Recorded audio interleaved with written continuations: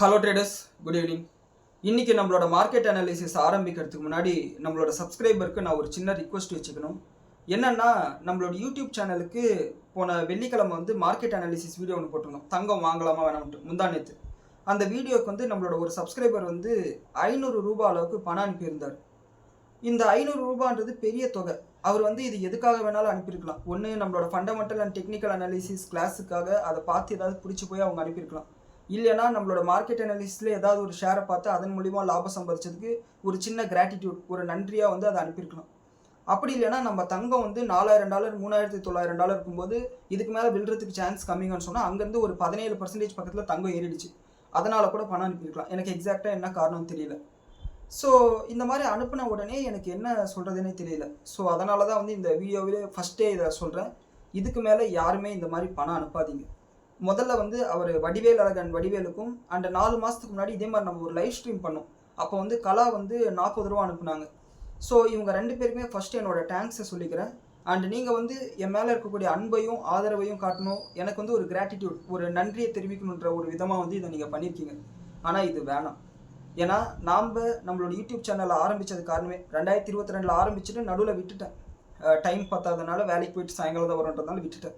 ஆனால் இந்த இடைப்பட்ட காலத்தில் நான் சந்தித்த பல மனுஷங்க இந்த ஷேர் மார்க்கெட்டை ஒரு கருவியாக பயன்படுத்திக்கிட்டு அப்பாவி ட்ரேடர்ஸ் கிட்ட ஷேர் மார்க்கெட்டில் உனக்கு பணம் சம்பாதிக்கிறது சொல்லித்தரேன், நான் புக்கு விற்கிறேன், ஈவெண்ட்டுக்கு டிக்கெட் விற்கிறேன், இண்டிகேட்டர் விற்கிறேன்னு சொல்லிட்டு டிசைனாக ஏமாத்துறாங்க.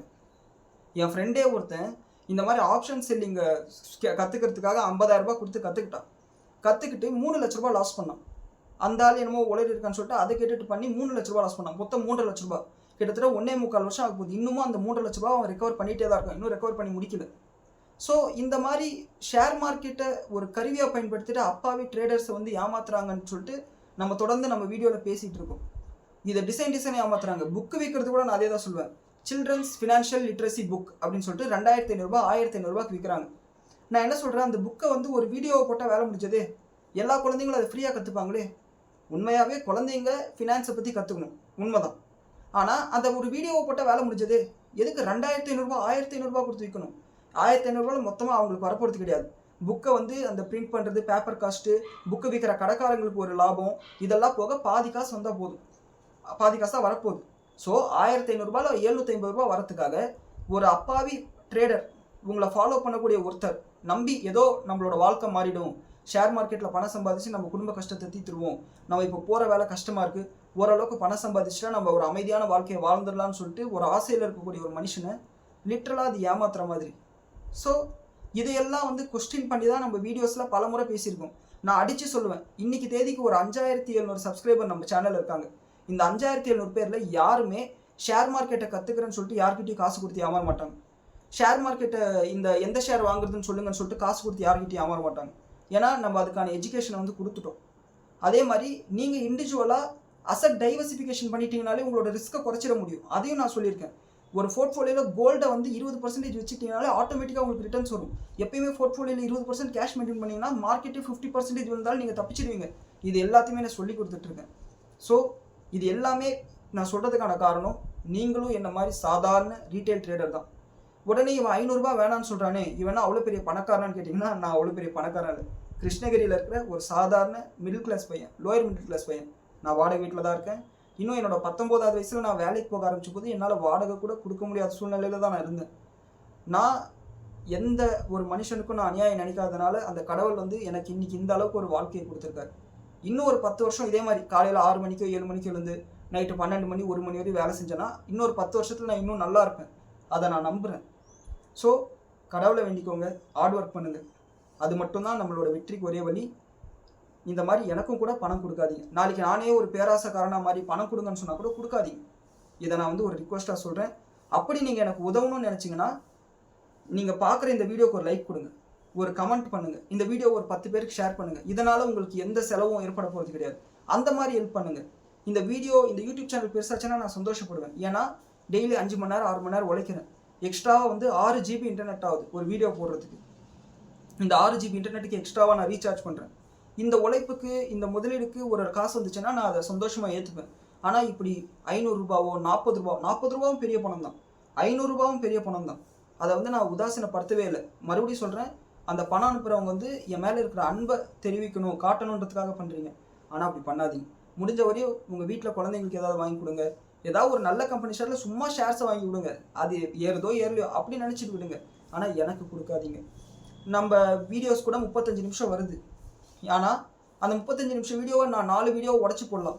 அப்படி போட்டால் எனக்கான பெனிஃபிட் அதிகமாக வரும். புரியுதுங்களா? இன்னும் சொல்லப்போனால் இன்டர்நெட் கம்மியாக செலவாகும் சின்ன வீடியோவை போடும்போது. இன்னும் எனக்கு அதிகமான யூடியூப் ரெவன்யூ வரும். ஆனால் அது எத்திக்ஸ் கிடையாது, அது மாரல்ஸ் கிடையாது. நமக்குன்னு ஒரு நியாயம் இருக்கணும், மினிமம் ஒரு நியாயம் இருக்கணும்.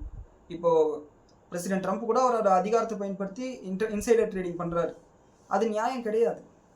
ஸோ ஒரு மார்க்கெட் அனாலிசிஸ்னால் ஸ்டார்டிங்லேருந்து எண்டி வரையும் ஜியோ பொலிட்டிக்கல் ஆரம்பித்து இந்திய அரசாங்கம் என்ன சொல்லியிருக்கு, ப்ராடர் மார்க்கெட் நிஃப்டி மற்ற செக்டர் என்ன இருக்குது, gold silver crude oil FID data, அதுக்கப்புறம் ஸ்டாக் ஸ்பெசிஃபிக் நியூஸ், இது எல்லாமே தெரிஞ்சால் தான் மார்க்கெட்டுக்குள்ளார போக முடியும். அப்படி தான் நம்மளோட மார்க்கெட் அனாலிசிஸை டிசைன் பண்ணியிருக்கோம். ஸோ இதை ஒரு ரிக்வஸ்ட்டாக சொல்கிறேன், இதுக்கு மேலே யாரும் பணம் அனுப்பாதீங்க. அதுக்காக நான் இந்த பணம் அனுப்பின அந்த 2 பேருமே வந்து நான் உதாசீனப்படுத்தினேன்னு அர்த்தம் கிடையாது. நான் உண்மையாகவே பெருமையாக ஃபீல் பண்ணுறேன். அதாவது ஐ ஏர்ன்டு சம்திங், நான் எதையோ ஒன்றத்தை சம்பாதிச்சிருக்கேன். அதுக்கு வந்து விலை மதிப்பே கிடையாது. கரெக்ட், அதுக்கு விலை மதிப்பே கிடையாது. உங்களோட அன்புக்கு விலை மதிப்பே கிடையாது. நீங்கள் அது 500 ரூபாவை கொடுத்தோ இல்லை வேறு ஏதாவது ஒரு பணம் கொடுத்து அந்த அன்புக்கோ அந்த ஆதரவுக்கோ அதுக்கு ஒரு விலையை நிறைவேற்றிடாதீங்க. நான் எப்பயுமே சொல்கிறது தான், நாம் சதி திட்டம் போட்டு நான் உங்களுக்கு ஆப்ஷன் செல்லிங் சொல்லித்தரேன், 1 லட்ச ரூபா கொடுங்க அப்படின்னு சொல்லிட்டு ஒரு 100 பேர்கிட்ட வாங்கினா 1 கோடி ரூபாய் ஆகிடும். 1 கோடி ரூபா இருந்தால் லைஃப் செட்டில். 1000 பேர்கிட்ட வாங்கினா 10 கோடி ஆகிடும். 10,000 பேர்கிட்ட வாங்கினா 1 லட்ச ரூபா 100 கோடி ரூபாய் ஆகிடும். ஆனால் கடவுள் பார்த்துக்கிட்டே இருப்பார். அதாவது ஒரு டைலாக் வரும்ல, நல்லவங்களை சோதிப்பாங்க கைவிட மாட்டாங்க, கெட்டவங்களுக்கு நிறைய கொடுப்பாங்க ஆனால் கைவிட்டுருவாங்கன்னு சொல்லிட்டு, அந்த மாதிரி கடவுள் பார்த்துக்கிட்டே இருப்பாங்க. நம்ம சந்தோஷம் வாழ்கிறதுக்கு அதிகமான பணம் தேவையில்லை, ஒரு குறிப்பிட்ட அளவு தான் பணம் தேவை. நம்ம தேவைக்கு மீறி இருக்கக்கூடிய எல்லா பணத்தையுமே நிலமாக இருக்க போகுது, கட்டடமாக இருக்க போகுது, பேங்க்கில் பேலன்ஸாக இருக்க போகுது, சும்மா சொந்தக்காரங்க முன்னாடி கெத்தா என்கிட்ட இவ்வளோ சொத்து இருக்கு பாரு அப்படின்னு சொல்லிட்டு பேசிக்கலாம். மற்றபடி அதனால் எந்த ஒரு பெனிஃபிட்டும் இல்லை. அதுக்கு நம்ம குறுக்கு வழியில் போகணுன்னு அவசியமும் இல்லை. ஸோ யாரும் எனக்கு பணம் கொடுக்காதீங்க, இது ஒரு ரிக்வஸ்ட்டாக சொல்லிக்கிறேன். அண்டு யாரும் என்னை தப்பாக நினச்சிக்காதீங்க. எனக்கு தோணுன விஷயத்த சொன்னேன், இது மட்டும்தான். சரிங்களா? இப்போ வந்து நம்மளோட மார்க்கெட் அனாலிசிஸ் போயிடலாம். என்னென்னா, இந்த ஈரான் அமெரிக்கா பிரச்சனையில் எந்த விதமான முடிவு இன்னும் எட்டப்படலை. அதே சமயம் எந்த விதமான எஸ்கலேஷனும் வந்து ஆகலை. ஆனால் ஈரான் தரப்புலேருந்து சில பாசிட்டிவான அப்டேட்ஸ் வந்து வந்திருக்கு. ஈரானோட பிரசிடென்ட்டும் சரி, அவங்களோட பார்லிமெண்ட் ஸ்பீக்கர் கலிபாப் இருக்காதுல, அந்த இஸ்லாமாபாத் அக்கார்டு ஜூன் மாதத்தில் கையெழுத்து போட்டாங்களே, மே மாதத்தில் கையெழுத்து போட்டாங்களே, அவங்க வந்து என்ன சொல்லியிருக்காங்கன்னா, இப்போ வந்து ஈரான் போரை முடிச்சுக்கிறதுக்கு தயாராக இருக்கும். ஏன்னா நாங்கள் வந்து ஒரு பெட்டர் பொசிஷனில் இருக்கோம். அமெரிக்காவும் இஸ்ரேலும் அவங்களோட வரலாற்றிலே ரொம்ப பலவீனமான ஒரு பகுதியில் வந்து இருக்காங்க அப்படின்ற மாதிரி சொல்லியிருக்காங்க. ஸோ இதன் காரணமாக வந்து ஈரானோட அரசியல் தலைமை போரை முடிச்சுக்கணும்னு நினைக்கிறாங்க. ஏன்னா அவங்களுக்கு சீரியஸ்னஸ் தெரியுது. அங்கே பணவீக்கம் அதிகமாகிறதுனால மக்களோட அன்றாட வேலைகள் வாழ்க்கை முறையே வந்து பாதிக்கப்படுது. ஆனால் அங்கே இருக்கக்கூடிய ஹார்ட்லைனர்ஸ், ஐஆர்ஜிசியோட போராளிகளாக இருக்கட்டும், ஹமாஸ், ஹவுதீஸ், ஹிஸ்புல்லா, இவங்கெல்லாம் வந்து போரை முடிக்கிறதுக்கான எந்த விதமான இன்ட்ரெஸ்ட்டும் காமிக்க மாட்டேன்றாங்க. அவங்க சண்டே கண்டினியூ பண்ணுறோன்னு நினைக்கிறாங்க. அண்ட் அதே சமயம் இந்த ஈரான் வந்து இந்த யூஎஸோட எக்கனாமிக் வார்க்கு அகென்ஸ்டாக வந்து சில ஸ்டேட்மெண்ட் பண்ணியிருக்காங்க. ட்ரம்ப் போட்டிருக்க இந்த எக்கனாமிக் ப்ரெஷர்ன்றது மீனிங்லெஸ், அர்த்தமே இல்லாதன்னு சொல்லியிருக்காங்க. அது ஒரு வகையில் உண்மைதான். ஆல்ரெடி வந்து ஈரான்லேருந்து எந்த குரூடாயிலும் வெளியே போகிறதில்ல, ஈரான் கிட்ட குரூடாயில் விற்க முடியறதில்ல, ஈரான் கிட்ட வியாபாரம் பண்ணுறவங்க எல்லார் மேலேயும் சாங்ஷன்ஸை போட்டிருக்காங்க. இதுக்கு மேலே என்ன ஒரு ப்ரெஷரை வந்து போட்டுற முடியும் அப்படின்ற ஒரு கேள்வி இயல்பாக நமக்கே ஏற்படுது. அண்ட் அதே சமயம் ஈரான் என்ன சொல்லியிருக்காங்கன்னா, கல்ஃப் நாடுகளை மிரட்டியிருக்காங்க. ஒருவேளை நீங்கள் அமெரிக்காவோட துணையாக நின்னீங்கன்னா உங்களாலேயும் ஒரு பேரல் குரூடாயில் கூட விற்க முடியாத நிலைமைக்கு நாங்கள் உண்டாக்குவோம், எல்லா எக்ஸ்போர்ட் ரூட்லேயும் நாங்கள் வந்து அடிப்போம் அப்படின்னு சொல்லியிருக்காங்க. ஆல்ரெடி அதை செஞ்சுட்டு தான் இருக்காங்க. ஸோ இது மறுபடியும் ஒரு ரீஜனல் எஸ்கலேஷன் மாதிரி போயிட்டுருக்கு. அண்ட் ஈரானோட ஐஆர்ஜிசி என்ன சொல்கிறாங்கன்னா, நாங்கள் ஆயுத உற்பத்தியை வந்து டபுள் பண்ணிட்டோம், இன்னும் எத்தனை நாட்கள் வேணும்னாலும் எங்களால் போரை வந்து கண்டினியூ பண்ண முடியும்னு சொல்லியிருக்காங்க. இதெல்லாம் இப்படி இருக்கும்போது ஈரானோட இந்த சைபர் அட்டாக் பண்ணக்கூடிய ஹேக்கர்ஸ் இருப்பாங்க இல்லையா, அவங்க வந்து யூகே பிரிட்டனில் இருக்கக்கூடிய ஒரு பவர் பிளான்ட்டோட ஷட் டவுன் பண்ணியிருக்காங்க சைபர் அட்டாக் பண்ணி. இந்த மாதிரியான சைபர் அட்டாக் வார்ஃபேரும் நடந்துட்டுருக்கு. இது நம்ம முன்னாடியே எதிர்பார்த்த ஒன்று தான். அண்ட் இன்னொரு பக்கம் அமெரிக்கா வந்து சைனாவை வந்து இந்த ஈரான் மேலே போட்டுக்கூடிய எக்கனாமிக் ப்ரெஷருக்கு நீங்களும் சப்போர்ட் பண்ணுங்க அப்படின்ற மாதிரி பேசிகிட்டு இருக்காங்க.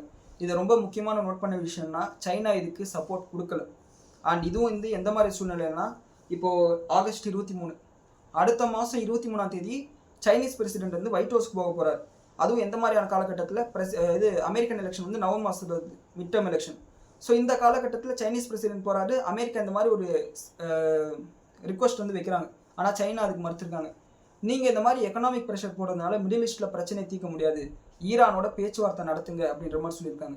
ஸோ ஒரு சில பாசிட்டிவான அப்டேட்ஸ் வந்து எமர்ஜ் ஆயிருக்கு. இது எப்படி எங்கே போக போகுதுன்னு சொல்லி நம்ம வெயிட் பண்ணி பார்க்கணும். அண்ட் ரொம்ப முக்கியமான விஷயம், எந்த விதமான எஸ்கலேஷனும் நடக்கலை. அதே சமயத்தில் மிகப்பெரிய அளவுக்கு கப்பல் போக்குவரத்து வந்து குறைஞ்சிருக்கு. நேற்று 24 மணி நேரத்தில் ஒரே ஒரு கப்பல் தான் ஸ்ட்ரெயிட் ஆஃப் ஹார்மஸுக்கு போயிருக்கு. இது க்ரூட் ஆயிலோட விலையை இன்னும் அதிகப்படுத்த தான் செய்யும். என்னதான் வந்து எந்த கப்பலையும் அடிக்கலை, மாற்றி சண்டை போடல, அங்கே எங்கே குண்டு போட்டுக்கலன்னு சொன்னாலும் கூட ஒரு கப்பல் கூட போடலைன்னா க்ரூட் ஆயிலுக்கான தட்டுப்பாடு அதிகமாகும். ஸோ நாளைக்கு க்ரூட் ஆயிலோட விலை அதிகமாகும். அது நம்மளோட மார்க்கெட் மேலே ஒரு ப்ரெஷர் போடுறதுக்கு வாய்ப்பு இருக்குது. மேபி யாரும் அட்டாக் பண்ணுறதுக்காக மார்க்கெட் ஏறுறதுக்கு வாய்ப்பு இருக்குது. இப்போதைக்கு வந்து கிளியரான எந்த டைரெக்ஷனில் கேப் அப்போ கேப் டவுனோ இதை சொல்கிறதுக்கான எந்த விதமான அறிகுறியும் நம்மளோட மார்க்கெட்டை பற்றி இல்லை. ஈவன் வீக்கெண்ட் அன்அஃபிஷியல் மார்க்கெட்டோட க்ரூட் ஆயில் வந்து ஃப்ளாட்டாக தான் ட்ரேட் ஆகிட்டு இருக்கு. கோல்டு ப்ரைஸஸும் ஃப்ளாட்டாக தான் ட்ரேட் ஆகிட்டு இருக்கு. என்ன கோல்டுக்கு ஒரு பாசிட்டிவான விஷயம்னா $4600 கிராஸ் பண்ணிடுச்சு, அது ஒரு பாசிட்டிவான விஷயம். அண்ட் இன்னொரு பக்கம் இந்த ரஷ்யா உக்ரைன் பிரச்சனைக்கு வந்தோம்னா, உக்ரைன் என்ன சொல்கிறாங்க, ரஷ்யா வந்து புதுசாக 3 லட்சம் சோல்ஜர்ஸை வந்து வேலைக்கு எடுக்க போகிறாங்க. காரணம் வந்து இந்த போர்னால மிகப்பெரிய அளவுக்கு அவங்களுக்கு ஆட்கள் பற்றாக்குறை இருக்குது, சோல்ஜர்ஸோட பற்றாக்குறை இருக்குது. அதுக்கு 3 லட்சம் சோல்ஜர்ஸை இந்த ஆண்டோட இறுதிக்குள்ளார எடுக்க போகிறாங்க. இந்த 3 லட்சம் சோல்ஜர்ஸ் இல்லாமல் இன்னும் ஒரு 5 லட்சம் சோல்ஜர்ஸை வந்து எடுக்க போகிறாங்க அப்படின்ற மாதிரி சொல்லியிருக்காங்க. இது ரஷ்யா வந்து சொல்லலை, உக்ரைன் சொல்லியிருக்காங்க. இது வந்து கிட்டத்தட்ட ஒரு மைண்ட் கேம் அப்படின்னு சொல்லிட்டு நம்ம எடுத்துக்கலாம்.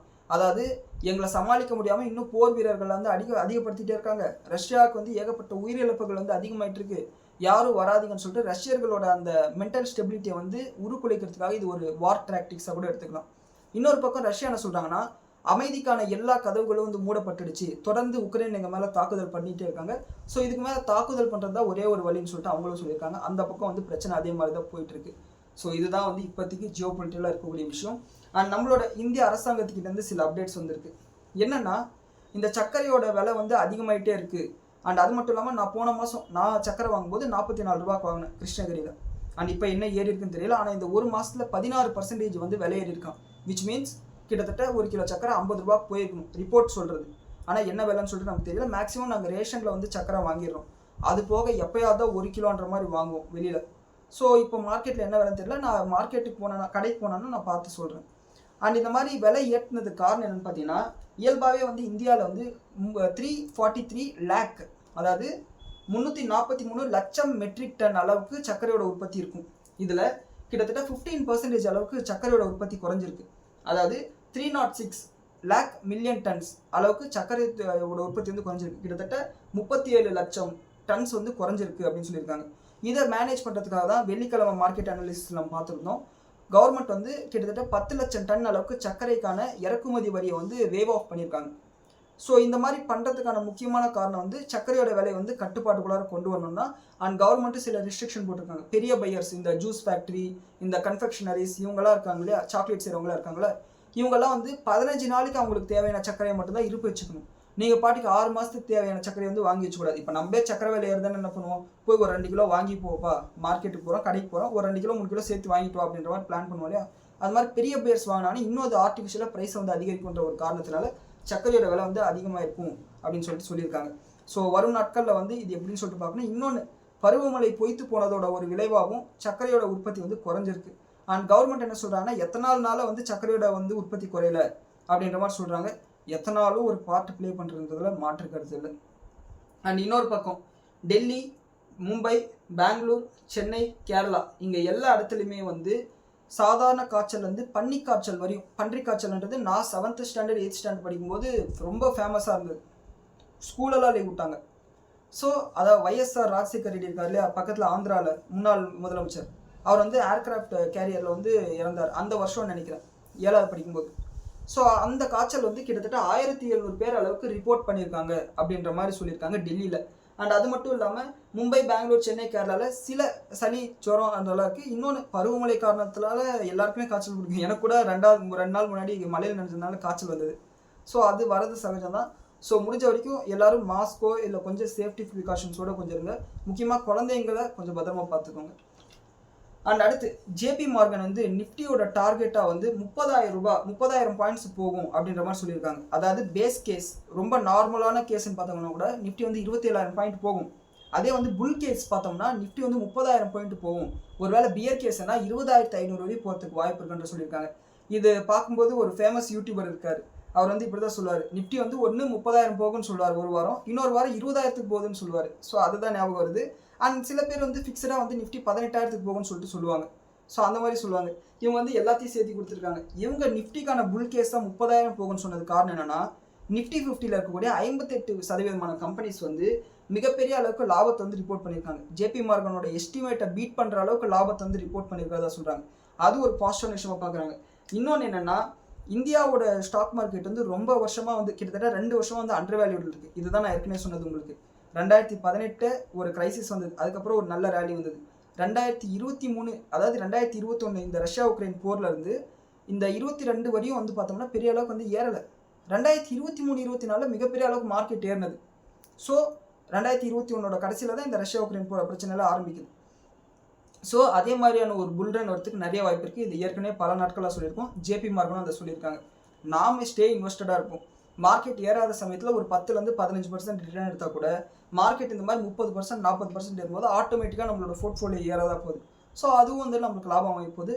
ஸோ முடிஞ்ச வரையும் அது ஏறணும்னு சொல்லிட்டு நம்ம வேண்டிப்போம்.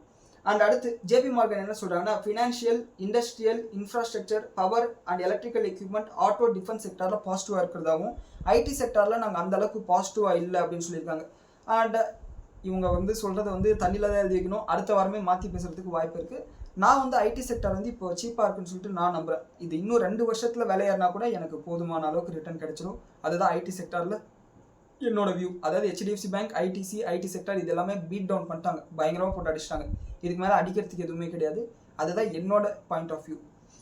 அண்ட் அடுத்து இந்தியாவோட ஃபாரின் மினிஸ்டர் வந்து வர ஆகஸ்ட் 23 அதாவது இன்னைக்கு வந்து ரஷ்யா வந்து ரீச் பண்ணியிருக்காங்க. அங்கே வந்து பேச்சுவார்த்தை நடத்துறதுக்கு. அண்ட் இது மட்டும் இல்லாமல் ஹவுசிங் சேல்ஸ், இந்தியாவோட ரியல் எஸ்டேட் வந்து பார்த்தீங்கன்னா மிகப்பெரிய அளவுக்கு அடி வாங்கியிருக்கு. அதாவது 6% அளவுக்கு ஓவராலாக வந்து வீடுகளை வாங்குறவங்க வந்து குறைஞ்சிருக்கிறதா சொல்லியிருக்காங்க. அண்ட் இதன் காரணமாக வந்து நாளைக்கு ரியல் எஸ்டேட் கம்பெனிஸ் வந்து அடி வாங்குறதுக்கு வாய்ப்பு இருக்குது. ரியல் எஸ்டேட்டில் யாராவது பெரிய அளவுக்கு முதலீடு பண்ணியிருந்தீங்கன்னா இதை வந்து நோட் பண்ணிக்கோங்க.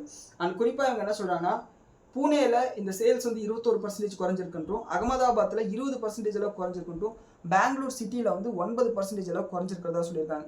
ஸோ இது வீடு வாங்குறவங்க வந்து கொஞ்சம் யோசிச்சு வாங்குறாங்கிறதா இது நமக்கு சிக்னல் பண்ணுது. அண்ட் அடுத்து HNI பார்ட்டிசிபேஷன் வந்து இந்த பேசிவ் ஃபண்ட்ஸில் மிகப்பெரிய அளவுக்கு அதிகமாக இருக்குன்னு சொல்லிட்டு ஒரு ரிப்போர்ட் வந்து பப்ளிஷ் ஆயிருக்கு. அதாவது நிறைய பேர் அவங்களோட சுய லாபத்துக்காக நீங்கள் வந்து பேசிவ் ஃபண்ட்ஸில் போகாதீங்க, நிஃப்டி பீஸ், ஐடி பீஸில் போகாதீங்க, மியூச்சுவல் ஃபண்ட்ஸில் போகாதீங்கன்னு சொல்லிட்டு சொல்லுவாங்க. மியூச்சுவல் ஃபண்ட்ஸ்னா கூட அது ஆக்டிவ் மியூச்சுவல் ஃபண்ட். பேசிவ் ஃபண்ட்ஸ்ன்றது Nifty BeES, IT BeES, bank BeES. இந்த பேசிவ் மியூச்சுவல் ஃபண்ட்ஸில் போகும்போது என்ன ஆகும்னா, ஆட்டோமேட்டிக்காக உங்களோட ரிஸ்க் வந்து டைவர்சிஃபை ஆகிடும். அது ஏதாவது ஒரு கம்பெனி, டாட்டாவே நாளைக்கு 0 ஆகுதுன்னு வச்சுக்கோங்களேன், நீங்கள் டாட்டாவோட டிசிஎஸோட கம்பெனியில் ஃபுல்லாக இன்வெஸ்ட் பண்ணியிருக்கீங்கன்னா அப்போ உங்களோட ஓவரால் வேல்யூ வந்து 0 ஆகிடும். இதே கம்ப்ளீட்டாக நீங்கள் ஐடி பீஸில் வாங்கியிருக்கீங்கன்னா டாட்டா கம்பெனியே 0 ஆனால் கூட உங்களோட ஐடி பீஸ் வந்து அதிகபட்சம் 20% விலும், பாக்கி 80 ரூபாய் சேஃபாக தான் இருக்கும். ஸோ ரிஸ்க்கை வந்து இது டைவர்சிஃபை பண்ணும். இது நம்மள மாதிரி ரீட்டைல் ட்ரேடர்ஸை வந்து குறிப்பிட்ட ஸ்டாக்ஸில் வாங்குங்கன்னு சொல்லிட்டு சில பேர் டைவர்ட் பண்ணுறாங்க. ஆனால் HNIs, ஹை நெட்வொர்த் இண்டிவிஜுவல்ஸ், அவங்களே வந்து பார்த்தீங்கன்னா பேசிவ் ஃபண்ட்ஸில் இன்வெஸ்ட் பண்ணுறது அதிகமாக இருக்குது. அதாவது மார்ச் 2021 6.6% அளவுக்கு இந்த overall asset under management passive ஃபண்ட்ஸில் HNIs வந்து மெயின்டைன் பண்ணாங்க. ஆனால் இந்த பேசிவ் ஃபண்ட்ஸில் இப்போ HNIயோட ஹோல்டிங் வந்து 19.9 20% அளவுக்கு இவங்களோட அசட் அண்டர் மேனேஜ்மெண்ட்டே இருக்குது. இதை நம்ம இப்படி கூட எடுத்துக்கலாம். அன்றைக்கி இருந்ததோட வேல்யூ வந்து இப்போ அப்படியே டபுளாக இருக்குது. மார்ச் 2021 நீங்கள் எந்த கம்பெனி வாங்கியிருந்தாலும் சரி, சில கம்பெனிஸ் தவிர மற்ற எல்லா கம்பெனிஸும் டபுளாக இருக்குது. ஈவன் நம்மளோட போர்ட்ஃபோலியோவே வந்து டபுளுக்கு மேலே இருக்கும். ஸோ அப்படி இருக்கும்போது இவங்களோட போர்ட்ஃபோலியோ அதிகமாக இருக்கும். ஸோ 6.6 13 வரையும் விட்டுருங்க. பாக்கி இருக்கக்கூடிய 6% அளவுக்கு ஜென்யூனாக வந்து இன்க்ரீஸ் இருக்குது, ரியல் க்ரோத் அப்படின்னு சொல்லிட்டு நம்ம எடுத்துக்கலாம். இதை வந்து நோட் பண்ணிக்கோங்க. ஸோ பேசிவ் ஃபண்ட்ஸ்ன்றது உங்களோட ரிஸ்க்கை வந்து கம்மி பண்ணிடும். ரிஸ்க்கை கம்மி பண்ணிட்டாலே ஆட்டோமேட்டிக்காக உங்களோட அக்கௌண்ட் பெருசாகிடும். நீங்கள் மல்டி பேக்கரெல்லாம் கண்டுபிடிக்க வேண்டிய அவசியம் இல்லை. ஒரு வருஷத்துக்கு 15% ஃபோக்கஸ் பண்ணுங்கள், அதுவே நம்மளுக்கு போதுமானது. அண்ட் அடுத்து ஸ்டாக் ஸ்பெசிஃபிக் நியூஸ்ன்னு பார்த்தோம்னா, அப்போலோ மைக்ரோ சிஸ்டம் வந்து ஓப்பன் ஆஃபரை வந்து ரிலீஸ் பண்ணியிருக்காங்க. என்னன்னா, ரீசெண்டாக இவங்க வந்து ப்ரீமியர் எக்ஸ்ப்ளோசிவ்ஸில் வந்து ஸ்டேக்ஸை வாங்கினாங்க. ஏதாவது ஒரு கம்பெனி வந்து ஒரு கம்பெனியில் மெஜாரிட்டி ஸ்டேக்ஸ் வாங்கினாங்கன்னா, லிஸ்டட் கம்பெனியில் மெஜாரிட்டி ஸ்டேக்ஸ் வாங்கினாங்கன்னா ஓப்பன் ஆஃபர் ட்ரிகர் ஆகும் செபியோட ரூல்ஸ் படி. இந்த ஓப்பன் ஆஃபர் காரணமாக வந்து பார்த்தீங்கன்னா கிட்டத்தட்ட 1,39,00,000 ஷேர்ஸை வந்து ப்ரீமியர் எனர்ஜிஸில் 698 ரூபா கொடுத்து வாங்குறதுக்கு இவங்க வந்து ஆஃபர் வந்து இஷ்யூ பண்ணியிருக்காங்க. இப்போ வந்து ப்ரீமியர் எனர்ஜிஸ் வந்து 650 ரூபா இருக்குது. ஸோ மண்டே நாளைக்கு வந்து ஷேர் ப்ரைஸ் ஏறதுக்கு வாய்ப்பு இருக்குது. அப்படி ஏறலைன்னா கூட இந்த ஓப்பன் ஆஃபரில் வந்து நீங்கள் கொடுத்துட்டு எக்ஸிட் ஆகலாம். ஒருவேளை நீங்கள் எக்ஸிட் ஆகிறதா இருந்தால் ஒரு ப்ரீமியமில் இருக்குது, பார்த்துக்கோங்க.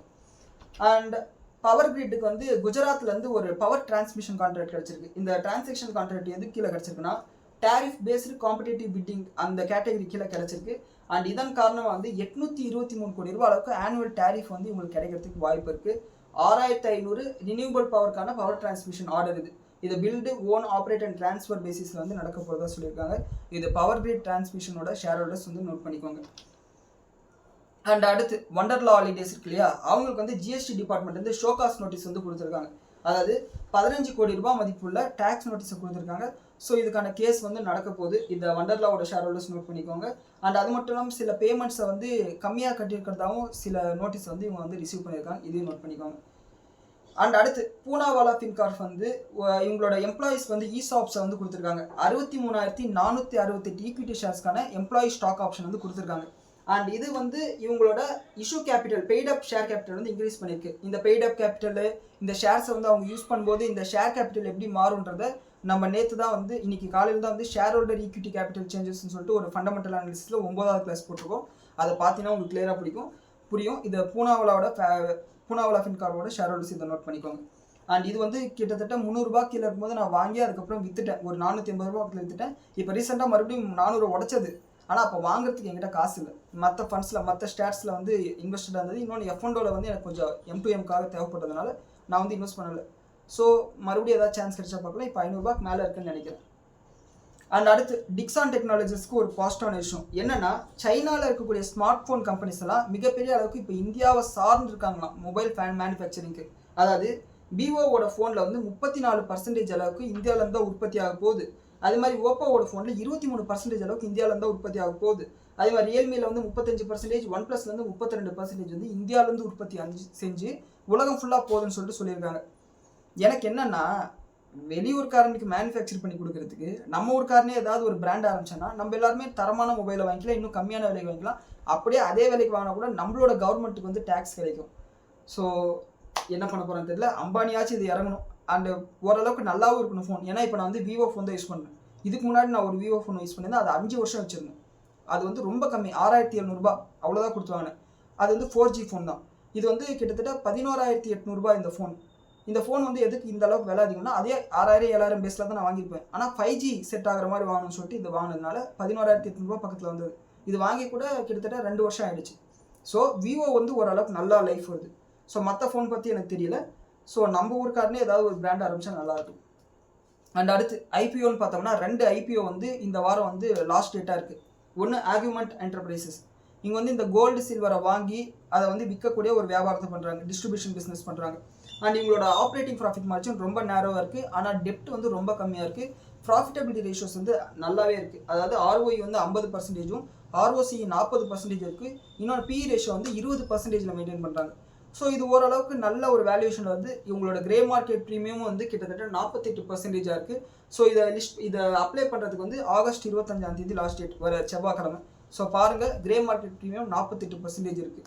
அண்ட் அடுத்து டெம்சன்ஸ் இன்ஸ்ட்ருமெண்ட், இவங்களோட ஐபிஓ வந்து இந்த வாரம் வந்து லாஸ்ட் டேட்டாக இருக்க போது. என்னன்னா, இவங்க இந்த கான்டாக்ட் டெம்பரேச்சர் சென்சார் டிவைசஸை உற்பத்தி பண்ணுறாங்க. இந்த செக்மெண்ட்டில் வந்து இவங்களுக்கு 10% அளவுக்கு மார்க்கெட் ஷேர் இருக்குது. அண்ட் இது ஓரளவுக்கு ஹையர் வேல்யூவேஷனில் தான் வருது. PE ரேஷியோ வந்து 35 இருக்குது. அண்ட் ROC எல்லாம் வந்து 22 இருக்குது. என்னன்னா, இவங்களோட ஆப்ரேட்டிங் ப்ராஃபிட் மார்ஜின் வந்து 25% இருக்குது. ஸோ இது ஓரளவுக்கு ஒரு நல்ல ஆப்ரேட்டிங் ப்ராஃபிட் மார்ஜின் தான். டெப்ட் டு ஈக்விட்டி ரொம்ப கம்மியாக இருக்குது, 0.15 தான். ஆனால் இவங்களோட லிஸ்டிங் கெயின்ஸ் எவ்வளோன்னு பார்த்தீங்கன்னா, கிரே மார்க்கெட் ப்ரீமியம் எவ்வளோன்னு பார்த்தீங்கன்னா 100% காமிக்குது. ஒரு லாட் அலாட் ஆனாலே 15,000 ரூபாய் லாபம் வந்துடும். ஸோ இந்த 2 ஐபிஓ யூஸ் பண்ணுறதா இருந்தால் யூஸ் பண்ணிக்கோங்க. அண்ட் இதுதான் வந்து ஸ்டாக் ஸ்பெசிஃபிக் நியூஸ், இது 7 கம்பெனிஸ். அண்ட் அடுத்து இந்த வாரம் வரக்கூடிய முக்கியமான எக்கனாமிக் டேட்டாஸ் என்னென்னு பார்த்தோம்னா, திங்கக்கிழமை பெரிய டேட்டா எதுவும் இல்லை. செவ்வாய்க்கிழமை வந்து பேங்க் ஆஃப் ஜப்பான் வந்து இஷ்யூ பண்ணக்கூடிய அவங்களோட CPI இன்ஃப்ளேஷன் டேட்டா வந்து ரிலீஸ் பண்ண போகிறாங்க இயர் ஆன் பேசிஸில். அது ரொம்ப முக்கியம். அங்கே இன்ஃப்ளேஷன் அதிகமாக இருந்துச்சுன்னா மறுபடியும் இன்ட்ரெஸ்ட் ரேட் ஏற்றுவாங்க. அதன் காரணமாக வந்து என்கேரி ட்ரேட் பாதிக்கப்படும். ஏஷியன் மார்க்கெட்டில் ஆரம்பிச்சு அமெரிக்கன் மார்க்கெட், நம்ம மார்க்கெட் வரையும் அதனோட ரிஃபில் எஃபெக்ட் வந்து நம்மளால் பார்க்க முடியும்.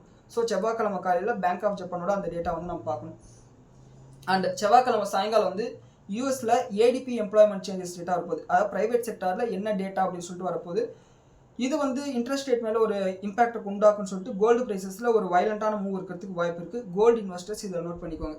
புதன்கிழமை வந்து அமெரிக்காவோட Q2 GDP டேட்டா வரப்போகுது. அண்ட் அது மட்டும் இல்லாமல் PCE டேட்டா வரப்போகுது, personal consumption and expenditure data வரப்போகுது.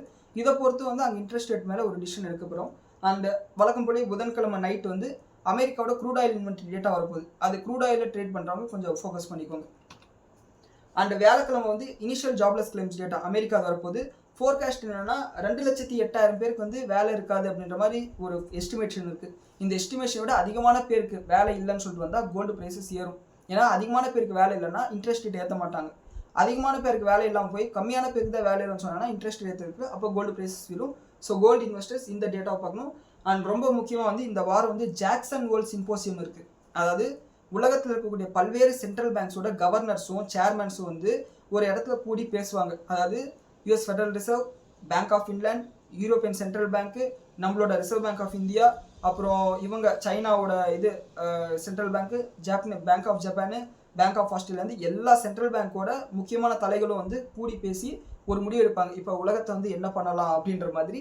அண்ட் அது மட்டும் இல்லாமல் வெள்ளிக்கிழமை வந்து கெவின் வார்ஷ் வந்து இந்த ஜாக்சன் ஹோல் சிம்போசியம் முடிச்சதுக்கப்புறம் ஸ்பீச்சை கொடுக்க போகிறாரு. அது மேக்ஸிமம் நம்மளோட மார்க்கெட் முடிஞ்சதுக்கப்புறம் தான் வரும். ஸோ அதனோட இம்பாக்ட் வந்து கோல்டு ப்ரைஸஸ் மேலே டைரெக்டாக இருக்கும். ஏன்னா இன்ட்ரெஸ்ட் ரேட் மேலே அவங்களோட டிசிஷன் இருக்கிறத பொறுத்து தான் கோல்டு ப்ரைஸஸ் ஸ்டாக் மார்க்கெட் மேலே அந்த இம்பாக்ட் இருக்கும். அண்ட் இது இல்லாமல் வெள்ளிக்கிழமை வழக்கம் போலே நம்மளோட ஆர்பிஐயோட அமெரிக்க டாலரோட கையிருப்பு எவ்வளோ இருக்குன்ற டேட்டா வந்து ரிலீஸ் பண்ணாங்க. அதையும் வந்து நோட் பண்ணிக்கோங்க. அண்ட் நம்ம மார்க்கெட் அன்றைக்கி வெள்ளிக்கிழமை என்ன க்ளோஸ் ஆயிருக்குன்னு சொல்லிட்டு பார்த்து சொல்லிடுறேன். கிஃப்ட் நிஃப்டி எல்லாமே